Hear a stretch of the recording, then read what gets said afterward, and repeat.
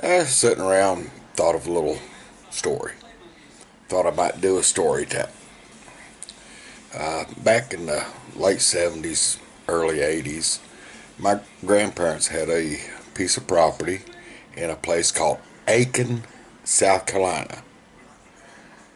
When I heard the name of this place, all I could think was, ouch. Aiken? Why would you name a place Aiken unless there's a lot of pain involved? Well, okay, on to the story.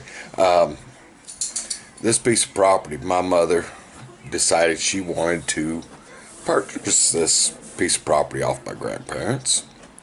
So we took a little trip down there, and my stepfather and I, who got along real well, were walking the perimeter of the property and found stonework or masonry work of an old house that all the wood had rotted away and a lot of small trees and stuff had grown up in it. So we went ahead and started cleaning it out to see what was left.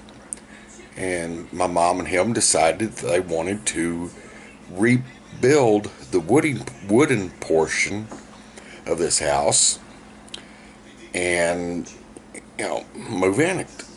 Well, while we were cutting, we created a pile of brush. A very large pile of brush. Probably 20 foot through the middle at the base. Probably 9 or 10 feet tall. And me and my stepfather had been talking about how we were going to get rid of it. We figured, well, we would, put some accelerant on it and start a small fire and just let it burn its way out, because we were out in the middle of nowhere and it was in a big sandy bottom. Well, we went ahead and we were still doing some work on the home part of it. We looked up and we noticed my little brother had gotten two-gallon cans of gas and had absolutely drowned this place, or this brush pile. We saw him, we hollered and said, "No, don't do that." And we were trying to tell him not to set that on fire. Well, he thought we meant not to set it on fire with the gas cans as close as he had them. So he grabbed those gas cans and he took off down the road a little bit. We thought he'd go home. Well, next thing I know, I look up and there he is with a Bic lighter right at the base of this brush pile.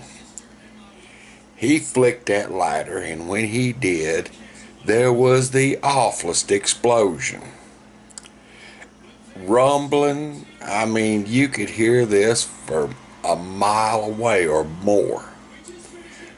Well, I saw him coming out of the dust of all this, had his feet flat on the ground and the palms of his hands flat on the ground.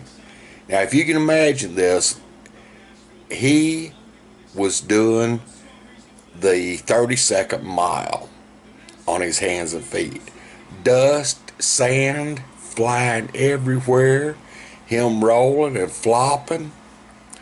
Me and my stepfather laughed so hard that we both cried. Needless to say, my little brother ain't never used gas on a brush pile since then. Oh, I hope you get a kick out of this one. Maybe we'll have another one here before long.